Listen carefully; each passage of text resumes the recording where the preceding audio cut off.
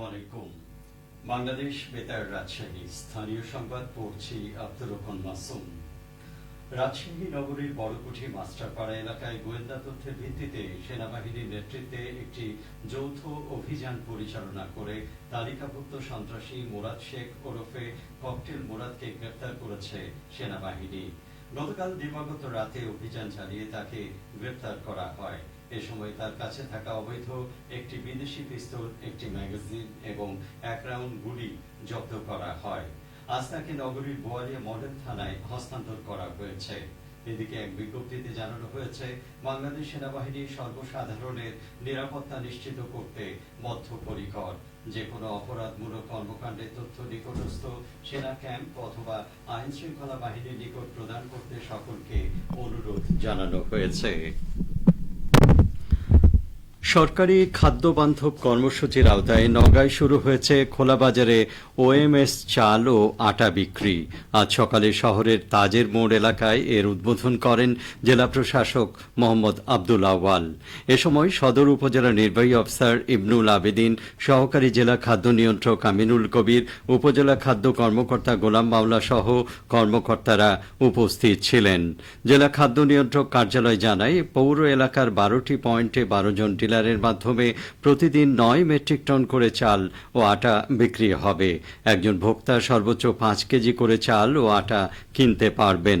চালের দাম প্রতি কেজি 30 টাকা, আটা 24 টাকা। শুক্রবার ও শনিবার ছাড়া প্রতিদিন সকাল 9টা থেকে বিকেল 5টা পর্যন্ত এই কার্যক্রম চলবে। প্রথম দিনেই ডিলার পয়েন্টগুলোতে ব্যাপক ভিড় দেখা গেছে।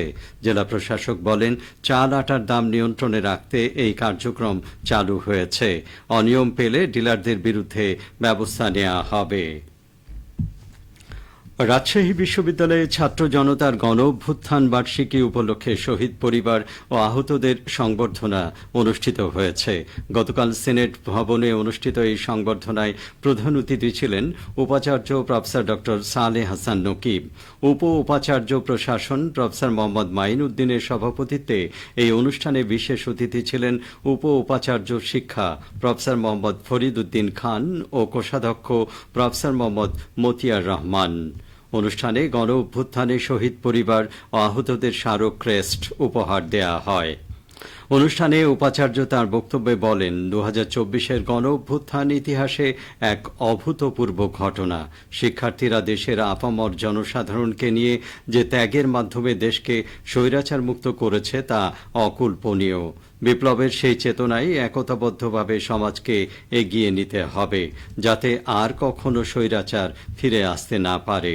তিনি ছাত্র জনতার অভ্যুত্থানে শহীদ ও আহতদের অবদানকে কৃতজ্ঞতার সঙ্গে স্মরণ করেন এবং তাদের নাম জাতির মনে চির অম্লান হয়ে থাকবে বলে উল্লেখ করেন। রাজশাহী বিশ্ববিদ্যালয়ে তারুণ্যের ক্ষমতায়ন বিষয়ে এক সেমিনার অনুষ্ঠিত হয়েছে। গতকাল কাজী নজরুল ইসলাম মিলনায়তনে রাবির institutional quality assurance cell IQAC এই সেমিনারের আয়োজন করে। সেমিনারে প্রধান অতিথি ছিলেন বিশ্ববিদ্যালয় মঞ্জুরি কমিশনের সদস্য প্রফেসর মাসুমা হাবিব। সেমিনারে সভাপতিত্ব করেন রাবি উপাচার্য প্রফেসর ডক্টর সালেহ হাসান নকিব। অনুষ্ঠানে রুবিক শীর্ষক উদ্ভাবনী ধারণা প্রতিযোগিতায় বিজয়ী 3টি দলকে পুরস্কার প্রদান করা হয়। এই প্রতিযোগিতায় 115টি দল তাদের উদ্ভাবনী ধারণার প্রকল্প নিয়ে অংশগ্রহণ করে। অনুষ্ঠানে উপাচার্য তার বক্তব্যে বলেন, জনশক্তির বড় অংশই তরুণ। শুধু চাকুরির জন্য প্রতিযোগিতা না করে বরং চাকুরিদাতা হওয়ার জন্য প্রতিযোগিতা করা উচিত। বিশ্ববিদ্যালয়গুলোতে সে লক্ষ্যে প্রাপ্ত সুযোগ সুবিধার ব্যবহার করা একান্ত আবশ্যক। এই বিষয়ে সরকারের উদার নীতি শিক্ষার্থীদের উদ্ভাবনী ধারণা বিকাশ ও তার গবেষণায় বিশেষভাবে সহায়ক। তিনি সংশ্লিষ্ট সকল প্রতিষ্ঠানকে বিশ্ববিদ্যালয়গুলোকে অধিকতর পৃষ্ঠপোষকতা প্রদান করারও আহ্বান জানান। মৌসুমের শুরুতে অনাবৃষ্টির শঙ্কা এবং ব্যয়ের অনিশ্চয়তার মুহূর্ত কাটিয়ে রাজশাহীর পাট চাষিরা এখন স্বস্তির নিঃশ্বাস ফেলছেন। স্বরূপে আষাঢ়ের বৃষ্টির আশীর্বাদে কেবল পাট জাগ দেওয়ার সংকটই কাটেনি, বরং সোনালী আঁশের মানও হয়েছে উন্নত। রাজশাহীর পবা, মোহনপুর ও দুর্গাপুরের মতো বিভিন্ন উপজেলায় কৃষকেরা পাট কাটা আটি বাঁধা জাগ দেয়া এবং আঁশ ছাড়ানোর কাজে ব্যস্ত সময় পার করছেন।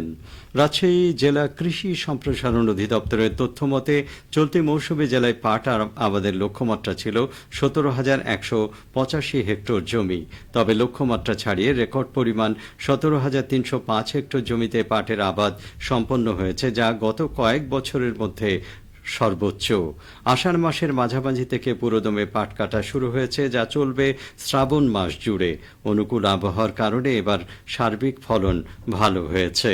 রাজশাহী কৃষি সম্প্রসারণ অধিদপ্তরের উপপরিচালক উম্মে সালমা জানান, চলতি মৌসুমে পাটের উৎপাদন লক্ষ্যমাত্রা ছাড়িয়ে গেছে এবং ফলনও খুব ভালো হয়েছে।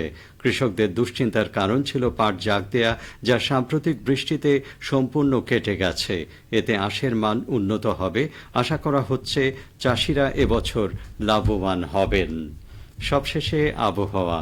আজ দুপুর 12টায় রাজশাহীতে তাপমাত্রা ছিল 33.6 ডিগ্রি সেলসিয়াস। সেই সময় বাতাসে আপেক্ষিক আর্দ্রতার পরিমাণ 84%। রাজশাহী ও পার্শ্ববর্তী এলাকায় আজ সূর্যাস্ত সন্ধ্যে 6:54 সংবাদ শেষ হলো। আমাদের পরবর্তী স্থানীয় সংবাদ দুপুর 2:05।